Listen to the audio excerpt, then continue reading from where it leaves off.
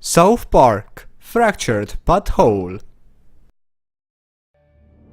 Yes! South Park is back! After Stick of Truth in 2014, we were again treated by even better sequel this year. Fractured But Whole takes us to another fun and humor-packed adventure in South Park universe. Although I bought my pre-ordered collector's edition in August 2016, it was delayed many times and finally released in October 2017. Whatever they needed to correct, it was polished to perfection. My special edition consisted of cool stuff like a voucher for a weed smoking tutorial towel and some in-game knickknacks, postcards, and of course a handsome Coon figurine, which literally leaves my extra purchased tiny add-on figurines to the shadow. Well, anyways, what's the plot about? What is the story about Fracture But Whole? During an intense battle led by New Kid, Cartman appears dressed as the Coon and convinces everyone else to switch to playing superheroes.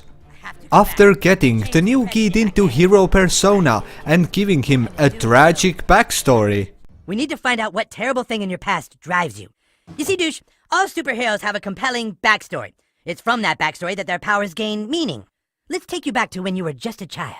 And what you saw when you opened that door changed your life forever and led you to fighting crime. You were too late, because when you opened that door you saw your dad fuck your mom. Wow, that's a pretty heavy backstory. Cartman reveals his goal of finding a lost cat to gain cash reward to kickstart the Coon and Friends campaign. While looking for the cat, they stumble upon a plot to raise crime in South Park. Following a lead to Storage Garage, they will find Professor Chaos being paid to keep people away from the depot. After fighting and interrogating him, Cartman blames the rising crime on Mitch Connor, his left hand with a crude face drawn on it. But no one believes him. I wonder why. Coon and Friends join the Freedom Pals and take down one of the conspirators, the South Park Police Department, who wishes to elect Mitch as their new mayor so they will have more crime to fight. Cartman also manages to find the missing cat, but everyone else decides to join Freedom Pals, as Timmy has an extensive franchise planned that includes all of them. But what about the gameplay itself?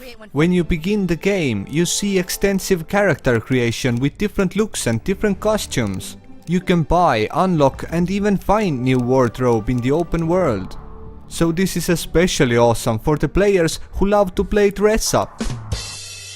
I got some feedback from the principal that our discussion about sex, about gender. Unlike Stick of Truth, the game allows players to choose their own gender. This, however, will affect how other characters react to the player.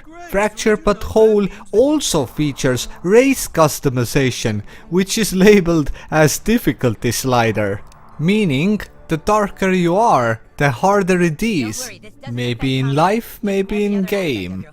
Ironically, the slider doesn't affect combat difficulty, but rather how the player talks to other characters and the amount of money the player receives.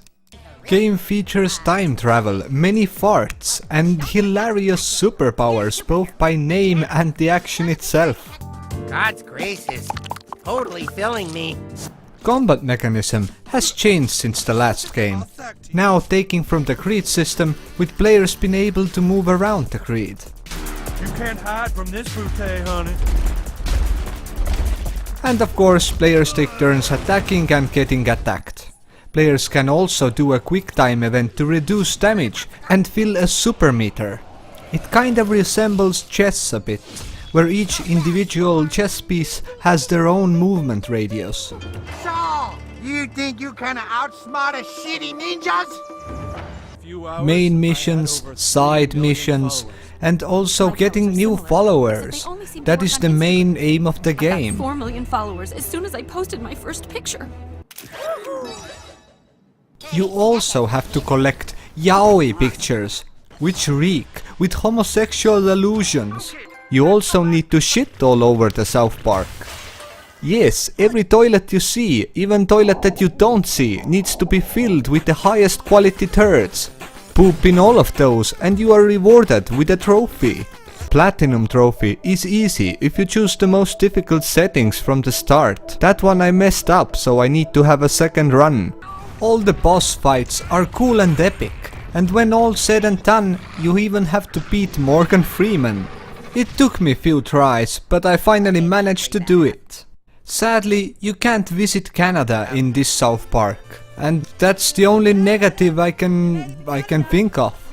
It's not even a game, it's a action-controlled cartoon.